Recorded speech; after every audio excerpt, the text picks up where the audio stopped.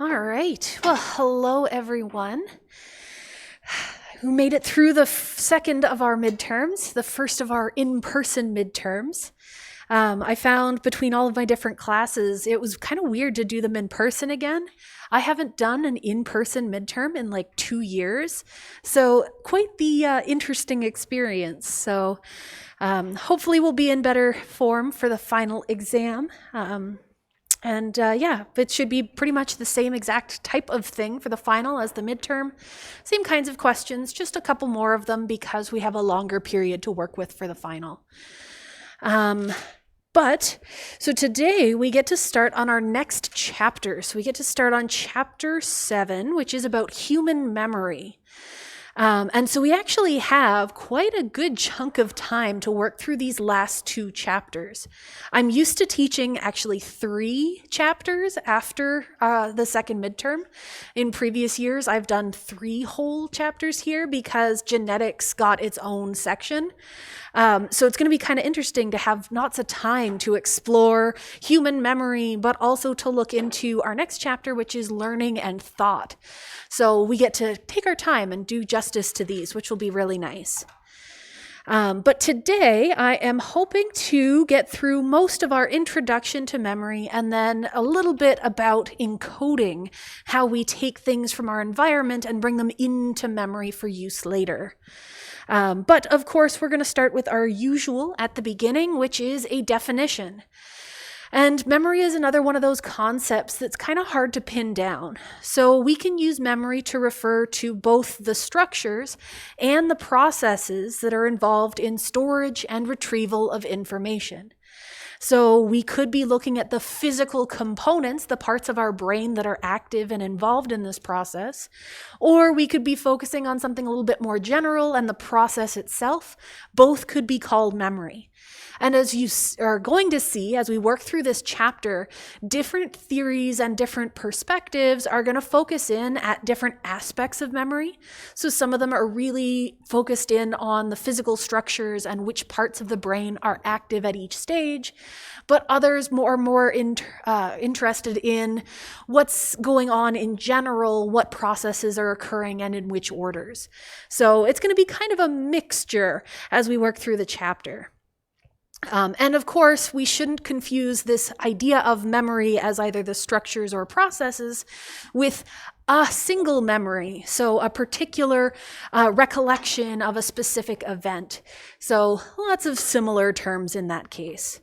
So we're going to be using memory quite a bit, and we'll try and specify what kind of memory we're looking at as we go through it. And so when we're looking at, so what's going on with memory, most of the time we're going to focus in on 3 main questions.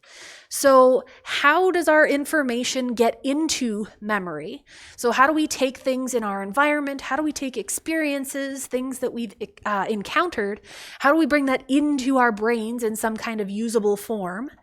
We're going to talk about how is that information then maintained in our memory? And then for the last part, it's how do we remove that information from that memory storage in order to use it later on? So there's sort of 3 distinct steps, and we're going to kind of look at memory and the processes involved in 3 distinct chunks. So the first of those, the how does information get into memory, we can call that process encoding. So the process of how information is initially learned. And if you think back to our chapter on sensation and perception, we had sort of a similar idea where we were looking at transduction, where we took the sort of stimuli from our environment and our sensory receptors turned them into a neural pattern or neural code that meant something to our brain. So that's kind of the same process here, where encoding is taking stuff from our environment, experiences, and other environmental stimuli, and bringing it into our brain in a way that we can actually use it. So that's the encoding part of things. Then we have our storage, which is how we maintain information over time. And we can talk about maintaining information over short periods of time versus long periods of time. And we'll talk about different kinds of storage in terms of memory.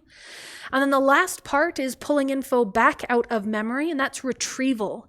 So how do we recover information from memory? And usually, because of course it's psychology, we're going to be looking at how we can pull that information out of storage in order to use it in some way. So maybe we're going to look at how we respond to a particular situation based on prior knowledge. And we're going to get each of these sections gets its own bunch of topics to talk about. But before I break it down and go into each of those 3 topics in sort of more detail, I do want to take a minute and actually talk about how we talk about memory.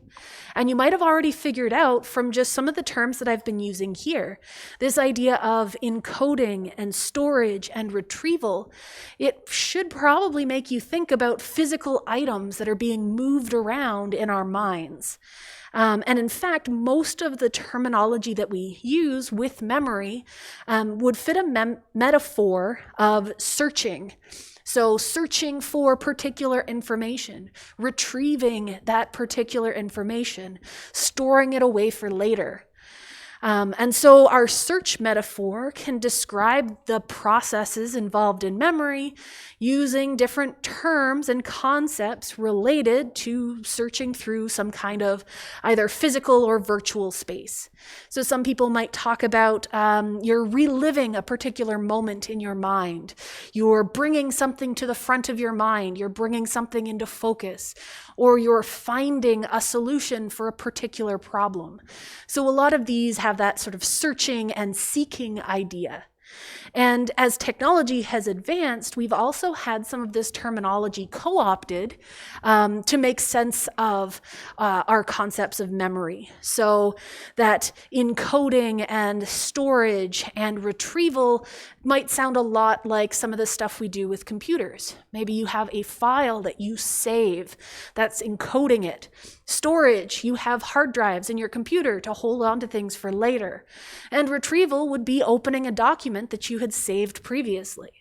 So a lot of our ways of talking about memory are going to be co-opting those terms and relying on a lot of those existing concepts that we have in our understanding of how things like computers work. And also there's sort of in between the start of memory and then sort of our computer revolution, we also introduce things like recording devices. So maybe people talk about playing back a memory. So watching something unfold in your mind's eye or something like that. So there's a lot of weird ways that we can talk about memory.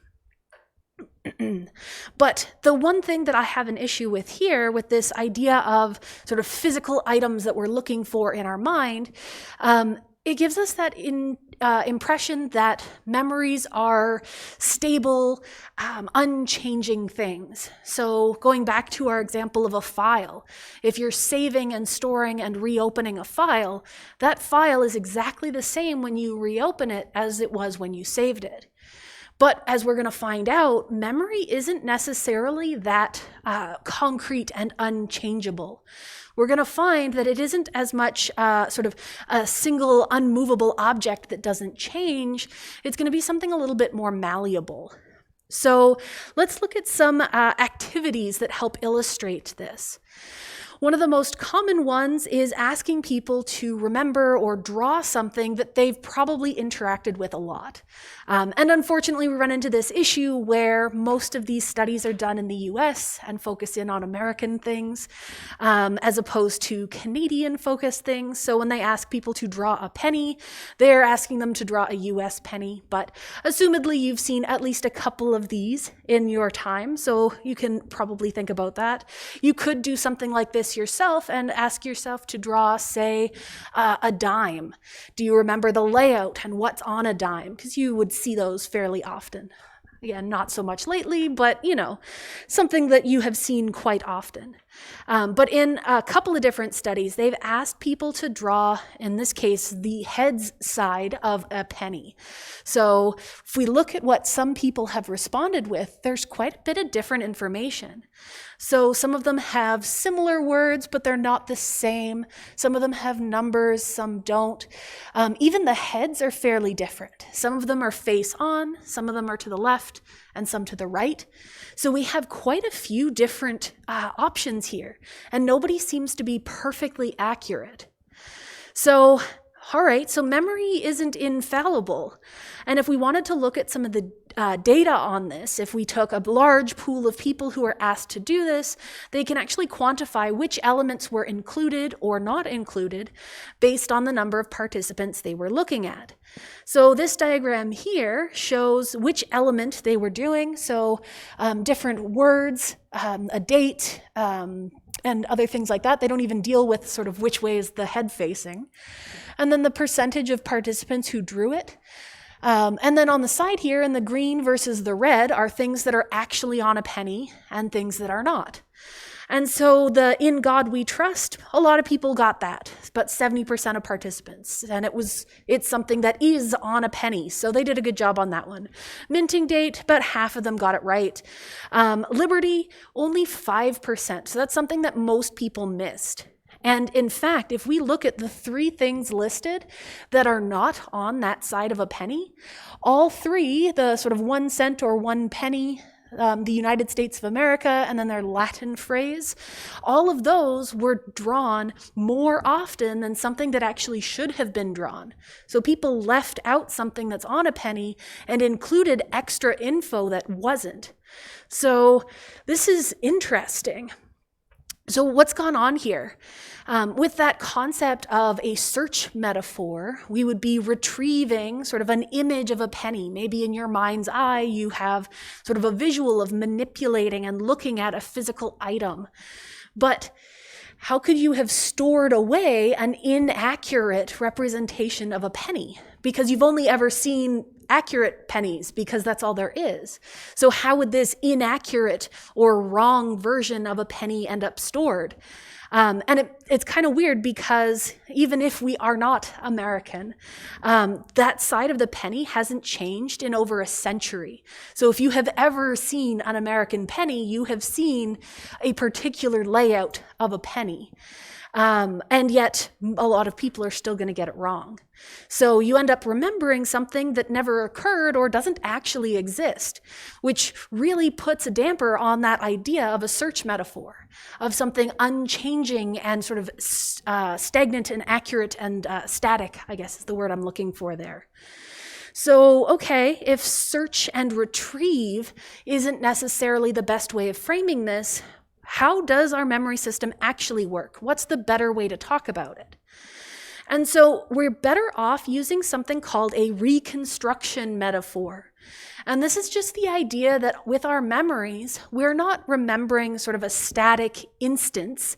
We're actually pulling together information or cobbling together different things in order to produce our memories. So memory would be something cobbled together using information that we know and information that we have available to us at the time. And so we're going to start seeing that a lot of our memory is actually constructed from logic or assumptions. So if I ask you that this morning, your alarm clock probably woke you up.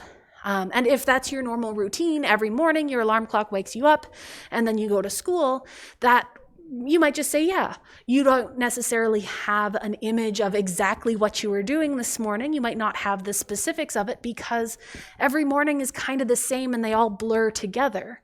So we're assuming that this morning was the same as every other morning because you don't have any other memories that would sort of change that. There's nothing distinctive that sticks out.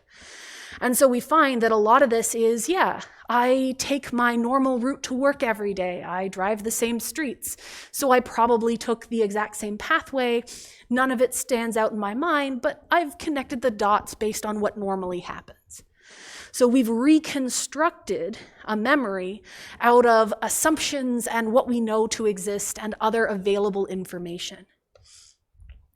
So our brains are making a best guess when we're remembering things.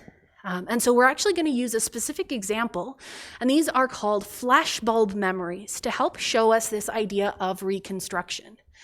And this is a really interesting topic. So flashbulb memories are thought to be a category of memories that are very vivid and distinctive and very highly conserved, I guess, over time.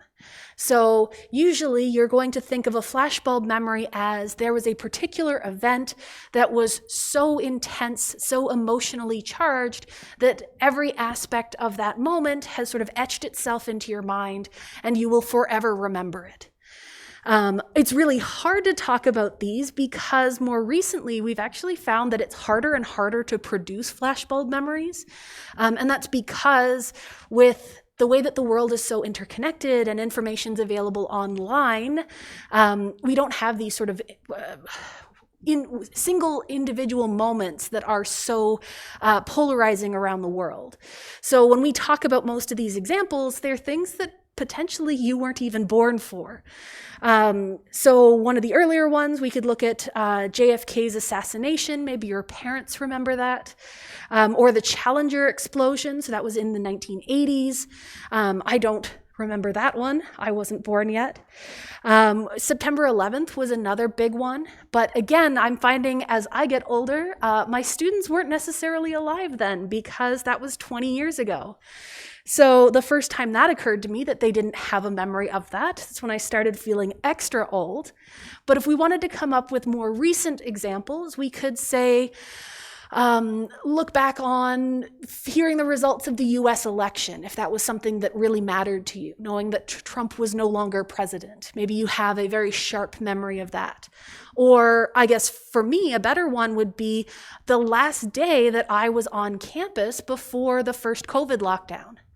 So I know that I was on campus. It was the last day before everything was shut down because one of my office mates, actually, Erin, who teaches in this class ahead of us, she was defending her PhD that day. And they had kept the department open specifically for us so that she could defend. And then when we were done, we couldn't go anywhere because everything was shutting down. So I have some vivid memories of what we were doing and the situation and all of that. So we could call that a flashbulb memory. And everybody wouldn't necessarily have the same sort of date and time because information is available all the time in different places. But we might all have some vague concept of the last time we did something before lockdown. So that's what we're thinking of for flashbulb memories, are these events that should have produced a very strong memory in our minds. And the idea and the original research into flashbulb memories was that because these were such emotionally intense events, that the memories would be a special type of memory, that they would be stored either more reliably, that we would have more access to detail, because whenever you talk to someone about those events, they might be able to tell you exactly what they were doing or where they were or what they were wearing, all of these different things. And so, of course, psychologists started asking questions. So I know that there's studies looking at, say, O.J. Simpson's trial verdict, another one for our parents, of where they were and what they were doing, and tracking the accuracy of those things. And most of the modern research, most of the most recent stuff, has looked at September 11th because as soon as it occurred, a lot of psychologists were like, this is going to be an event that sticks in people's minds. This is going to be something that is going to be remembered for decades. And so starting right after September 11th, they started interviewing people, asking them, where were you? What were you doing? Who told you? Basically a whole list of questions. And then they would get those people to come back every couple of years. So they would have them come back 1 year later, and then 5 years later, and then 10 years later, and now 20 years later. And they can look at what are their stories, what are their recollections, what memories do they have of that date over time. And the assumption being that the first time they were asked, sort of the days or weeks right after it happened, that would be the most accurate memory because it's fresh in your mind. So they would use that as their baseline. So where were you? Who were you with? What were you doing? What do you remember? When they came back the year later, they'd ask the same questions and see how much had changed in that period. And what about 5 years later and 10 years later and so on? And so we can look at the accuracy over time by comparing to that original baseline. And so we have some figures here from one of the many studies that has looked at this. So the first one are bar graphs there. We're looking at two different surveys, so Survey 2 and Survey 4. Survey 2 was sort of 1 year later, and Survey 4 was 10 years later. And we're just looking at, on our y-axis here, the number of participants. Sorry, my vision's really bad today. So number of participants is just, we're looking at sort of a frequency, how many people fit into each of those categories. And so we have sort of 0 to 6 for each of them, and that's basically how many errors did they make.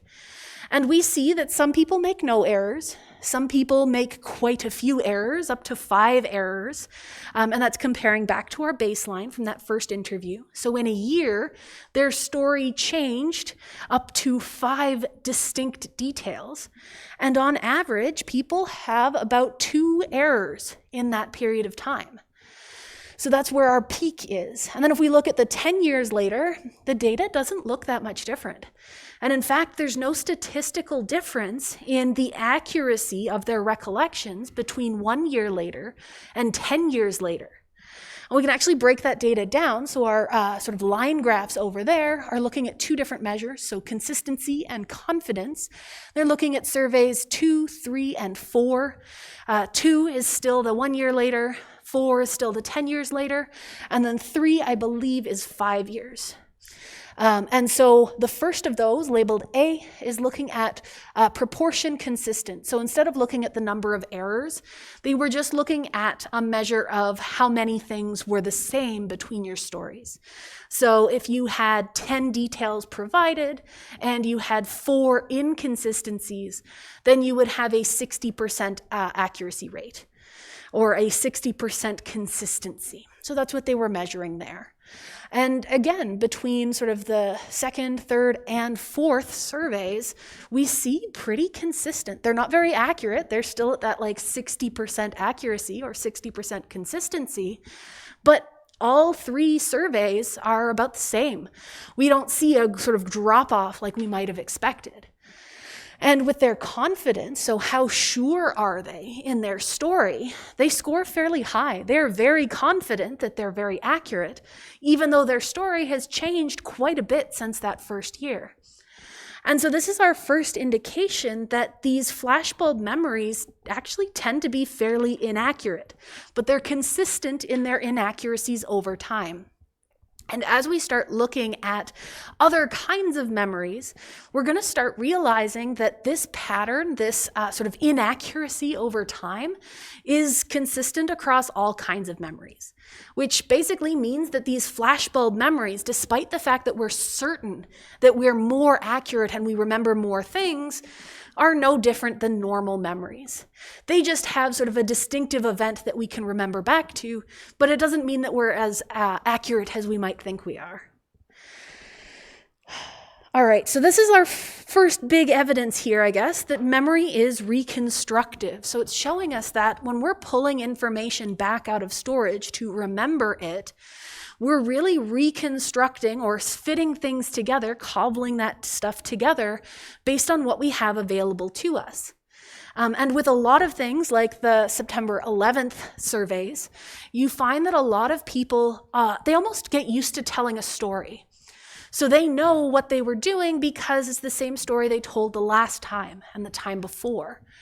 And so when they retrieve it each time, they're not necessarily retrieving the memory itself, but maybe retrieving the story that they told last, which is why we tend to see that consistency. And so we're kind of filling in those blanks and telling those stories, but not necessarily getting at exactly what happened. And so we're going to start seeing that stuff like this is why things like witness statements in trials though they're viewed as things that are very telling and very accurate and very damning as evidence, aren't actually that accurate. And we'll find that people's memory is fairly fluid and flexible, and you can actually change what people remember if the situation is set up correctly. So a lot of what we're doing is using the information that we have to fill in those gaps, to fill in those blanks, and figure out what probably happened. And usually we do a fairly good job. So I use the example of if you wake up every morning to your alarm, then you probably aren't wrong to say that, yeah, you woke up to your alarm. Or for me, driving to school, I took the same pathway, so I know vaguely where I was and approximately at which times. So I've filled in the gaps and I've made a good estimate based on the information available. But we do have issues where sometimes the process doesn't lead to correct recall. We can fill in those gaps with inaccurate information, or we might just not know. So we'll get into that a lot more as time goes on. Okay, so that was all a fancy way of introducing us to some of the topics we're going to talk about and memory in general. It's also getting us used to this idea that memory isn't as solid and reliable as we might like to think. So now we're going to start talking about the first of our 3 steps, and this is the process of encoding.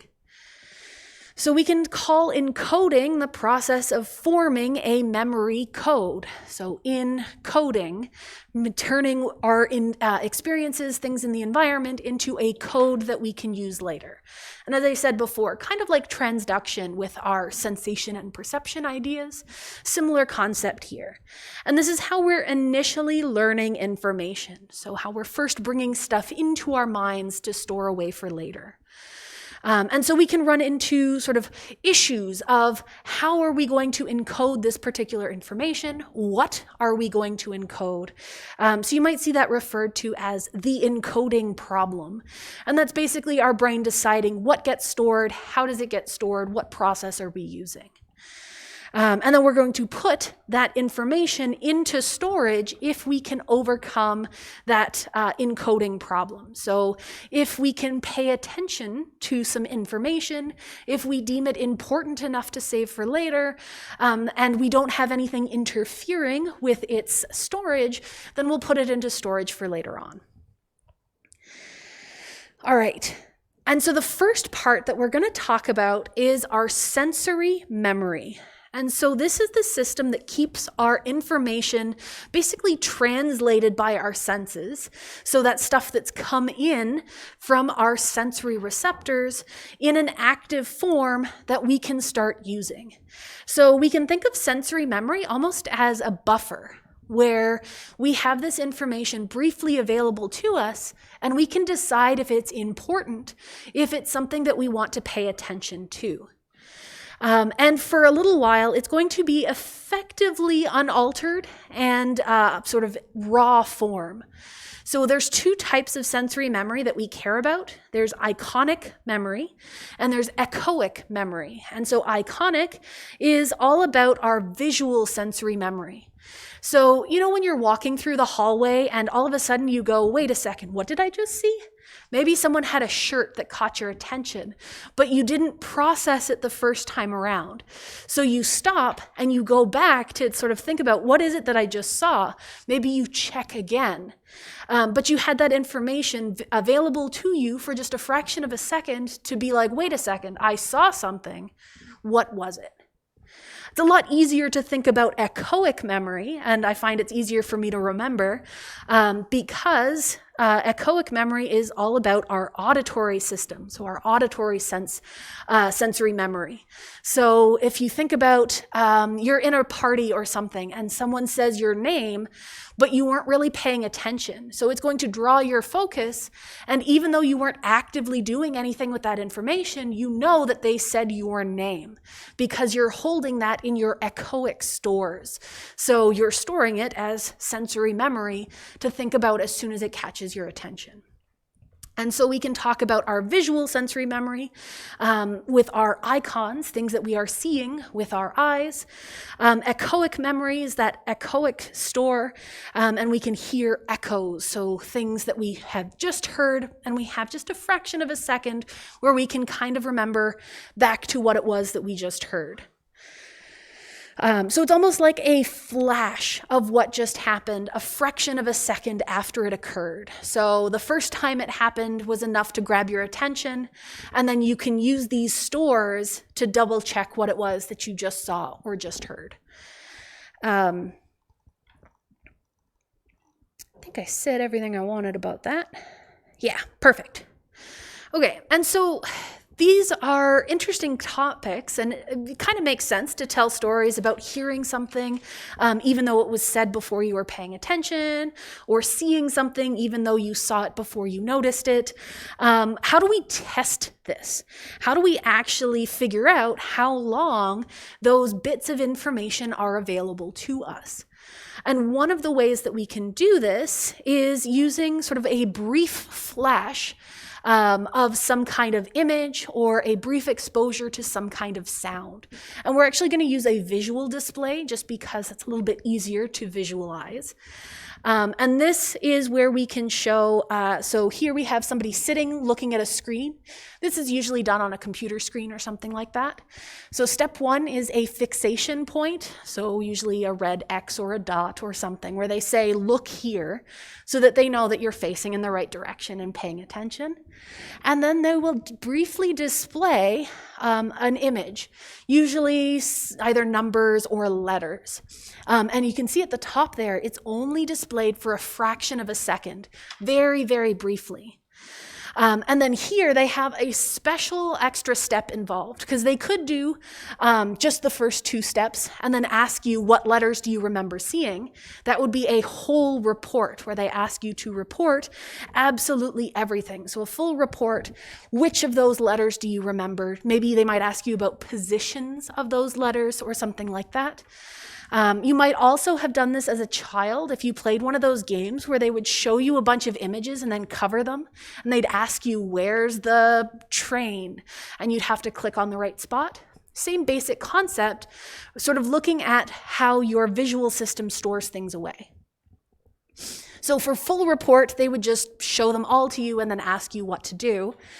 The next thing that they do is kind of interesting, and they ask you for what's called a partial report. And so they use an auditory cue, tones of either high, medium, or low pitch to tell you if they want you to report either the top, middle, or bottom line. So if you hear a very high-pitched sound, they want the 4 letters on the top. If they give you a medium pitch, the ones in the middle, and so on. And so they'll do this at sort of after a certain amount of delay. And so they can stagger this to determine what your accuracy is after longer and longer retention periods. And if they find that your performance bottoms out, if you do really poorly in that partial recall, then they've found that limit of what you're able to store in your visual stores from that flash at the beginning. And so here they've done it with a delay of 0.15 of a second, 0.3 of a second, 0.5, or a full second. And so then you would report whatever line it is that you see. All right, and then yeah, perfect. Okay. And so as you might expect, we are a lot more accurate when only asked for a partial report. It takes too much time for us to do a full report, to have all of those different items. So we are much more accurate when doing partial reports than we do full reports. And with these partial reports, we tend to be accurate, especially where there's only like, say, 4 or 5 letters in a line. We are really, really good at telling those apart. But only up to a certain point. If we wait for too long, then it's almost like the signal in our storage has disappeared and we can't recall it anymore. So we can do not quite a full second with visual stores. We can do about a half a second. Some people are better or worse than others. And then if we wanted to do something similar with our echoic stores, we actually have storage for auditory signals a little bit longer than that. So instead of a fraction of a second, echoic stores would be on the range of sort of 1 to 2 seconds. And so that just has differences in how long we can retrieve that information to decide to use it or not. All right. And so if we want to talk about what's involved in actually choosing to encode memories, and I guess choosing isn't the right word because it isn't necessarily a process that we're deciding on. Some of this might be going on behind the scenes, but we have to think of things like attention, things that we are aware of, and sort of choosing what's the best thing to pay attention to. And so this is going to overlap a lot with our sort of cognition section where we were talking about attention and paying attention to things. So we're starting to make connections between chapters here. So the first step of getting information into our memory is to be paying attention to it. So it's a lot harder to have something stored in memory if you weren't paying attention to it. So that's where our sort of sensory memory is useful, because maybe something catches our attention and then we can shift our focus to it. So if something catches attention, we might be more likely to remember it. And we can choose to focus our awareness. We have, again, things that we intentionally focus on and things that just by their nature are so salient that we have to focus on it. So things like hearing our name in a crowded room is definitely going to catch our attention. And so we can decide, okay, is this something that's important? Are we going to hold on to it? And so we actually have this idea of filtering out information. Is it relevant or is it not? So you can think of having that decision made of, is this something useful and worth keeping? Or is this something that we can just ignore? Is it irrelevant? Is it not worth our attention? And there's a bunch of different theories on when we sort of make this unconscious decision. And there's actually a visual for this on the next slide here. And so we're looking here at a process going from a stimulus at the beginning all the way to some kind of response at the end, where we've registered that something has happened and we're reacting to it. And so there's two big categories that people will fall into for these types of theories. There's either an early selection model that places the filter sort of earlier on, and then a late selection model that places the filter later on. And so they have sort of differing and intense arguments about where's the most accurate place to put it. And I guess our conclusion is that we can actually move our filter. It isn't necessarily early versus late. Sometimes we can shift it. But we have our sensory detection as that first stage. So if someone is saying something, are we capable of hearing it? Are we at that sensory level of it? Recognition of meaning is when we turn it into perceptions. So we heard something, but is there any meaning associated with it? So if we hear our name, that has meaning to it, so then we might choose to focus on that. We might have sort of that filter a little bit earlier. Say if something was really loud or sudden, or it was contrasting dramatically against the background. So if you're in a silent room and somebody says something at a normal volume, that sounds really loud and grabs attention early. So that would be sort of an early place of the filter kicking in and saying this is important. If we have to wait until there's some kind of recognition, so we wait until we figure out, oh yes, they are talking about me, that would be sort of a later filter insertion. And maybe once you know that they're talking about you, maybe you search your echoic stores, and what's the topic? Are they talking about something good or bad? Should I start paying attention or not? So there's a whole bunch of different levels that help us decide where that filter goes. And then once we've sort of decided, are we using this info or not? If we are going to use it, then we would decide how we're going to respond to a particular stimulus. So they said my name, they're talking about something I'm interested in. Maybe I'm going to join in the conversation. Maybe I'm going to focus in on that conversation and partake. Or maybe just overhear what they're saying about me. And that would be my response once I've decided on what I'm doing. Okay. Yeah, most of this we've already talked about. So I'm actually going to go on to our next section. And so this is when we start talking about we started off with our sensory memory, so the fraction of a second up to a couple of seconds, if we're looking at visual versus auditory, sort of storing stuff briefly until we decide if we're using it or not. Our next step is, okay, so now we have stuff in our memory, what are we going to do with it now? And this is going to be another one of those things where there's a lot of different terms that can be used for these concepts. So I'm going to be using a term called immediate memory. And this is basically a more generalized term that will include both short-term memory and working memory. Most texts, especially some of the older texts, will just use short-term and working memory. Sometimes they just squish them together and they'll call it STWM all at once. So you're going to see a bunch of differences here. And so we're going to call immediate memory our general term that encompasses both. If we talk about short-term memory, then we're just focusing in on holding things in our memory temporarily. And if we talk about working memory, we're going to be talking about working with or manipulating information in our memory. So those are going to be our distinctions there. So immediate memory is the big category that includes all of it. Short term is just holding things, and working is working with it. So calculating, thinking about manipulating information. So hopefully those are nice and easy to keep apart.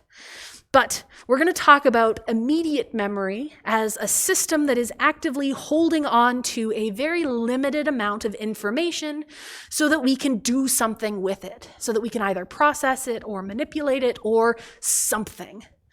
So this could be what we call the contents of our consciousness. Again, drawing connections with earlier chapters. So if we have something in our current conscious awareness, maybe your mother has just asked you to go to the store and pick something up. She's given you a list. So that list is now in your short-term memory. And so what are we going to do with it then? All right, and so we're going to break this down. So there's a couple of characteristics to consider with our immediate memory. We have representation, we have duration, and we have capacity. And these are all a little bit flexible depending on the situation. So we're going to talk about each one. So representation is just looking at what kind of information that our memory is containing. Is it auditory information? Is it visual information? What kind of information is it? Duration is just how long we can hold on to stuff before we forget about it. And then capacity is how much we can hold on to. And again, we're going to look at all of the different components here. So for representation, mostly we're going to be looking at, again, auditory and visual things. So we might have an inner voice, so information that's repeating words to us. So if you were given a grocery list, maybe in your mind, you're going to repeat those words on that list to yourself. That'd be using your inner voice. So maybe you have to remember bread and milk and cheese. And to make sure you don't forget it, you're going to say bread, milk, cheese over and over again in your head. And we'll actually talk about that, but it's a process called rehearsal that helps us keep stuff in our short-term memory a little bit longer than otherwise. So this helps us have sort of that verbal or auditory remembering going on. And similarly, we can have our inner eye. So maybe you're not so much a word person, maybe you're a visual person. So instead of the words, bread and milk and cheese, maybe you're going to visualize a loaf of bread and a carton of milk and a block of cheese. Maybe that's how you're remembering it. So you have a mind's eye view of those different items. So we can have a visual representation of some of our memories. So again, visual and auditory, from sensory, transferring over into our immediate memory, same basic ideas. And these are the ones that we know the most about. We will start talking about, especially with things like working memory, other factors that might be considered. But a lot of this is still in that range of we don't know exactly what's going on. So we're focusing on visual and auditory for now. Okay, so representing things either visually or auditorily, that's straightforward enough, I suppose. Next, we can talk about duration, and this is just how long we can hold on to something. So how long before we forget that grocery list that our mom gave us? And in this case, again, we're going to find that it depends on other situations. So it can be as little as 3 seconds before we see a drop off in performance. So if you were given a grocery list and then immediately distracted by something else, maybe someone asks you a math question, or maybe you have to talk about a lecture, and that's using up all your extra information. So when you're asked about that grocery list again, maybe you have to work really hard to figure out what that list was. Maybe you can't remember all the items, or maybe you can't remember the order of the items. And we typically see that after about 20 seconds, we have pretty much no recall. So if we look at this graph on the next page here, after 3 seconds, that's when we start seeing that first drop off in performance. And by the time we get up to sort of 20 seconds or so, we have almost no recall if we're interrupted. So what if we rehearse those things we're trying to remember? So maybe you're repeating your grocery list in your head all the way to the grocery store. As long as nothing startles you or nothing distracts you from that repetition, that rehearsal can actually allow you to maintain those items indefinitely. As long as you pay attention, you hold them in your immediate memory. So if we can rehearse, then we can hold on to it for much longer. And most of what we've been talking about so far is maintenance rehearsal. So just maintaining it in your memory. So you would be saying bread and then milk and then cheese, bread, milk, cheese, bread, milk, cheese. But you might have noticed that I'm kind of remembering them even though I'm talking in between. And it's not because I'm chanting bread, milk, cheese in the back of my mind. It's because I've used something called elaborative rehearsal. And this is basically, I've connected those concepts to other ideas. So instead of just remembering the words, I've added in maybe some visual cues, or what are we using it for, or what do I need it for? So by elaborating on the information, we can hold on to it just that little bit longer. So I'm rehearsing it with some meaning to it, which can help extend duration. And then I'm going to try very quickly here to get through capacity. And this is just how much information we can hold in our memory system at once. So there's a bunch of debate on what the accuracy is for this, for our capacity. Generally, it's whatever we can rehearse in 2 seconds. So as long as we can get through all of that information in about 2 seconds of mental processing, we can usually hold it in our capacity of our memory. But the agreed upon rule that you'll see in most texts is that you can have 7 digits plus or minus 2. So whether that's a list with 7 items on it, plus or minus 2, 7 individual letters or numbers, 7 units of information. Some of us not quite that good, hence the plus or minus. I would be on the -2 side of things. And then memory span is talking about the number of items that we can hold on to in our active memory at any one time. So if we wanted to talk about our capacity, we could specifically say our memory span is X number of digits. And we can extend this capacity using a process called chunking. Basically, you can group stuff together, again, by meaning, and having meaning associated with it allows you to hold on to more things. So if we have our equally spaced letters at the top, that doesn't necessarily mean anything to us. That is way too many letters to remember. But if we put them together into words, and words have meaning, well, now instead of remembering each individual letter, I only have to remember 4 words. That's much easier. So by chunking things together based on meaning, we can remember more things for longer. Okay, so that's what I wanted to cover for today. What I'm actually thinking is, because we're doing really good on time, I'm thinking we won't have class on Friday because I don't want to run out of content by the end of the semester. So what I'm going to do is I'm going to use Friday to grade your exams and then post those to Moodle when they're finished. So I will make an announcement so that those who aren't here know not to come in, but I'm not going to continue on with memory until we come back after reading week. So, yeah, so no class Friday, reading week the week after, and then we'll be back the following Monday. And I'll make an announcement so you guys don't forget, and so that I don't forget as well.